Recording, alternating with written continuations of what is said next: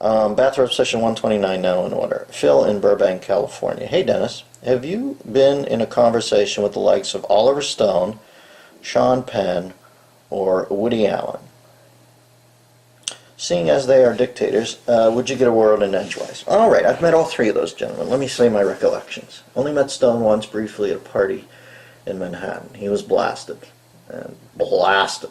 So I don't not much interchange there, although he was a genial bloke. But he's gone mad, it would appear. But I thank him for his service in the knob. So, you know, he's like the human condition, all over the place. Sean Penn hosted Saturday Night Live one week. Delightful guy. That week. That's all I can tell you. Sent us all a nice card with flowers afterwards. I still have mine. It's funny because I know right now where probably rancor is due to his politics, but and my politics being at loggerheads. But a lovely guy when he was there that week. And I remember going to see Bowie with him once at the LA Sports Arena, being backstage with him before a Bowie show and talking with Bowie, and we had a blast. So my interaction with Sean has been great, although at this point I get the feeling that if I met him, he'd probably excoriate me or something. But I always thought he was a fine guy. I think his politics are a little young. When I read his treatises, and I do try to read them because there's something fascinating about them, but they read like a kid who went into the fame bubble when he was around 15, which I think he did. And they're a little stuck in that era. You know, some kids are preoccupied with what they're stuck on when they go into, you know, when they are usurped out of the, well, that's the wrong word, when they're extracted from their childhood life and put into an adult world for whatever reason, be it a talent or earnings and stuff like that, they kind of fixate as where they got plucked out because they can't naturally evolve. And I think he's stuck, sort of.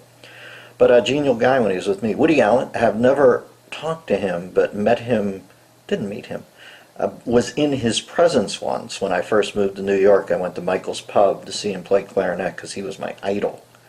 And I watched him play clarinet, and I remember he was leaving, and he stopped at the table next to me. So this is when you're starry-eyed when you say I met him. But I was in his presence when he stopped at the table next to me, and I remember he had a script under his arm that said Anhedonia on it. And as it turns out, that was the working title for a while for Annie Hall, was Anhedonia, A-N-H-E-D-O-N-I-A. I went home and looked it up after I saw the script, and it's a malady, a syndrome where you're incapable of joy, which is so Woody Allen and so Annie Hall. He seemed incapable of joy, but you need the eggs. So those are my meetings with those three diverse gentlemen. Enjoy these samples of the Bathrobe Sessions, a weekly video available only to members of the DMZ, the Dennis Miller Zone, on DennisMillerRadio.com.